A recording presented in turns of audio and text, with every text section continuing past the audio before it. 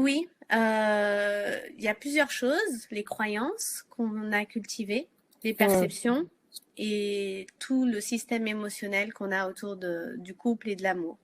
Les croyances, déjà par rapport à ton père, à ta mère, au couple qui t'ont inspiré. Je sais pas si j'en parle. Je sais pas quelle référence tu as au sujet de l'amour. Je sais pas si tu regardais des Walt Disney ou des films Ah, d'aventure ou des films dramatiques. carrément. Ouais.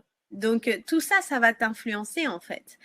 Si tes parents, leur couple, tu disais ah je veux surtout pas être comme eux, ou alors ah ils ont trop de la chance.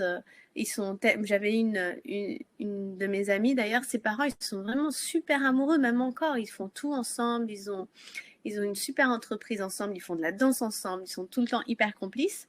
Et ben elle a bientôt 40 ans et elle n'est pas en couple et elle veut pas d'enfants et elle est un peu dégoûtée des couples. Je dis pourtant ton modèle il est beau. Elle me dit ouais mais il était tellement beau que je me suis sentie rejetée de leur couple tout le temps. Donc c'est pour vous Hmm. dire, hein, c'était juste pour vous donner l'exemple que même quand tout est beau devant nous, on peut se raconter une autre histoire et rejeter ça. Donc ce qui compte, c'est de prendre conscience quelle perception tu as eue du couple déjà dans ton enfance. Quelles conclusions t'en as tirées? Qu'est-ce que tu as décidé? Est-ce que tu t'es dit je veux surtout pas être comme eux? Est-ce que tu as eu des exemples de couples divins? Moi, j'en ai pas eu personnellement.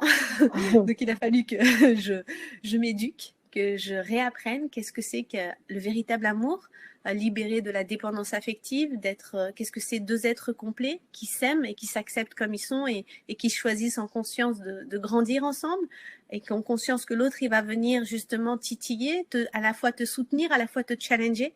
Parce que c'est ça le deal en fait, c'est que tu te challenges et en même temps tu te soutiens. Tu te challenges, tu te soutiens.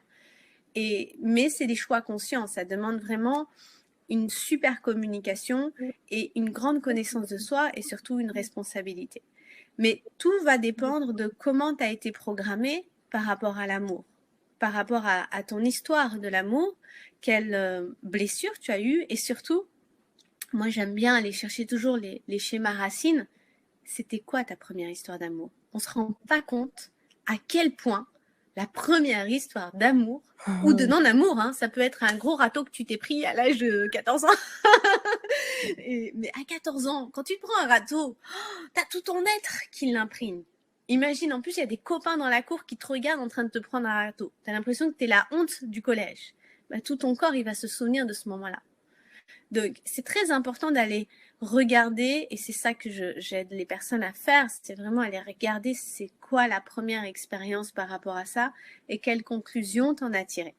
Parce que quand on est enfant ou adolescent, on tire des conclusions hâtives et on se pose pas la question est-ce que ça m'aide ou est-ce que ça me limite et on en fait une généralité.